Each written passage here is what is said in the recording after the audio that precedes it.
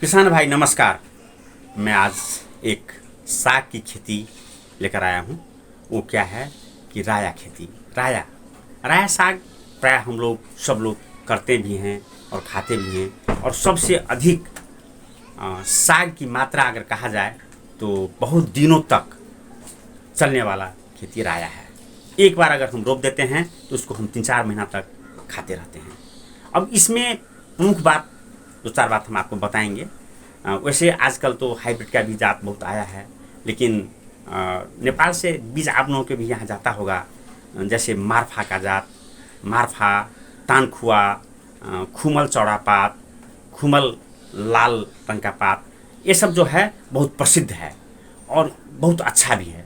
हम आपको क्या कहेंगे कि यदि रायों का खेती आप करना चाहते हैं तो 2-3 चीज़ पर ध्यान देना होगा।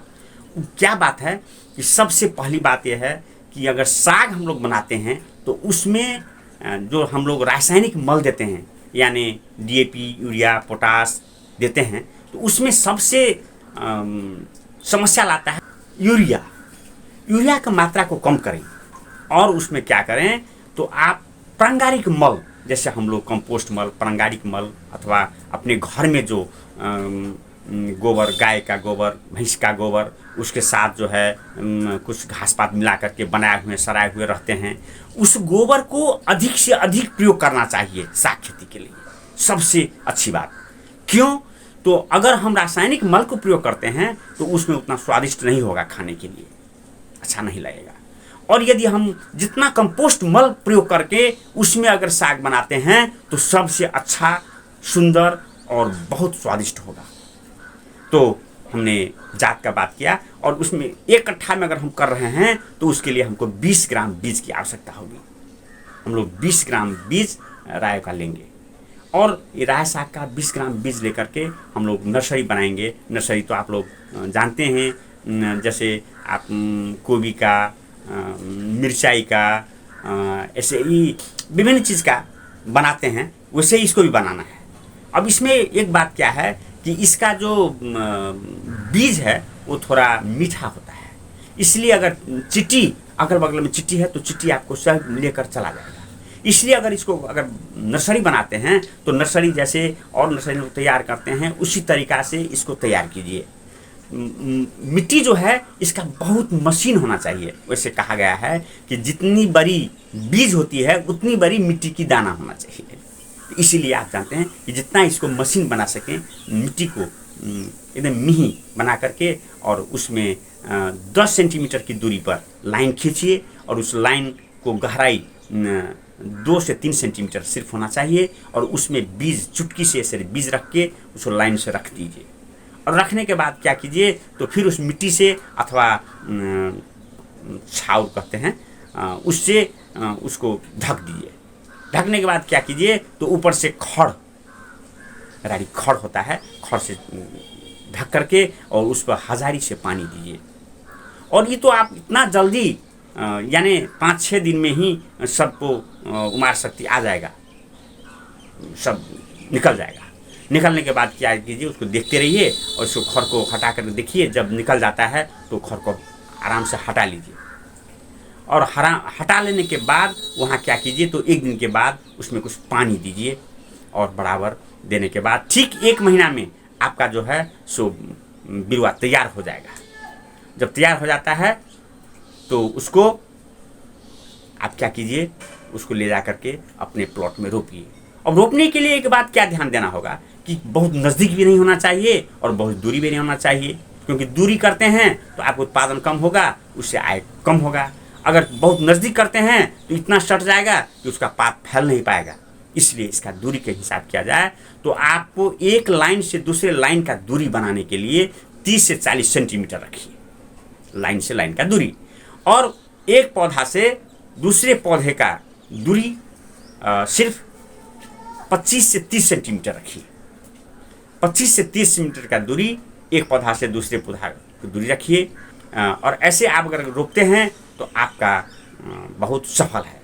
और इसमें पहले तो हम बोल चुके हैं कि जितना हो सके कंपोस्ट मल, पारंपरिक मल, जो सड़ा हुआ मल है उस सबसे अधिक फायदा कारक होता है। अगर वो आपके यहाँ उपलब्ध नहीं है अथवा कम है तो आप जैसे मानिए 1 कट्ठा के लिए 5 किलो DAP रखिए, 2 किलो पोटास रखिए और 2 किलो यूरिया रखिए। यूरिया की मात्रा कम दीजिए और रोपने के बाद इस मिट्टी में मिलाने के बाद रोपिए और रोपने के बाद सिर्फ 1 महीना के बाद थोड़ा सा यूरिया से उसके चारों तरफ रिंग काट के और उसमें थोड़ा यूरिया अम्ल प्रयोग कर दीजिए और पानी पटा दीजिए। और 1 महीना के बाद फिर रोपने की 1 महीना के बाद आप उसका साग तोड़ करके खा सकते हैं। और फिर एक बार तोड़ लेने के बाद उसमें यूरिया अम्ल प्रयोग करके और सिंचाई कर देते हैं तो फिर आप बराबर तोड़ते रहिए। और एक बात क्या ध्यान देना है कि अगर आप तोड़ते हैं तो शीत के समय, जब शीत पड़ता है तब नहीं तोड़िए, पानी पड़ता है तब नहीं तोड़िए, जब समय सूखा हो जाए तब तोड़िए। क्योंकि अगर इस समय में तोड़ते हैं तो उसमें लाही लगने का संभावना होता है। और राय में सिर्फ सबसे बड़ी समस्या लाही कीड़ा है, लाही कीड़ा लगता है। तो आप इसको समाधान के लिए भी मैं बता रहा हूँ। इस समाधान के लिए घरेलू उपाय कीजिए, इसमें कोई विष नहीं लाकर नहीं छीटिए। अगर विष लाकर छीटते हैं तो आप खाइएगा, आपके शरीर में प्रवेश कर सकता है, पात तो जल्दी जल्दी आप तोड़ते रहिएगा। इसलिए इसमें विष का प्रयोग नहीं कीजिए। तो आप करना क्या है, तो सबसे पहले देखिए, अगर आप जलावन पर खाना बनाते हैं तो आपके पास राख होगा। उस राख में जैसे 1 किलो राख है तो उसमें 2-3 चमचा मट्टी तेल मिला दीजिए और उसको मिलाने के बाद शीत में जाकर छीट दीजिए। और पात के ऊपर से नीचे के भाग में विशेष लाही का मात्रा होता है, वहाँ बैठा हुआ रहता है, तो नीचे से भी दीजिए। शीत के समय में ऊपर नीचा दीजिएगा तो उससे भी कंट्रोल होगा। और अगर वो नहीं हो सकता है तो दूसरा उपाय है। दूसरा उपाय क्या है, तो आप सुरती यानी खैनी का डांट होगा, खैनी का पात होगा, उसको कूट करके किसी पानी में अथवा एक ठो मग में रख दीजिए, रात भर भीजेगा और सवेर में उसको मज़ा से निचोड़ करके उसको रखिए और उसमें थोड़ा साबुन का फीज या सर्फ का थोड़ा रख दीजिए। और रखने के बाद उसमें 2 लीटर पानी मिलाइए और मिलाने के बाद अपने स्प्रे में रख करके स्प्रे से मज़ा से ऊपर नीचा जैसे पड़े, ऊपर भी और नीचे भी, तो उसको छीट दीजिए। छिड़कने के बाद क्या होगा कि लाही आपको मर जाएगा।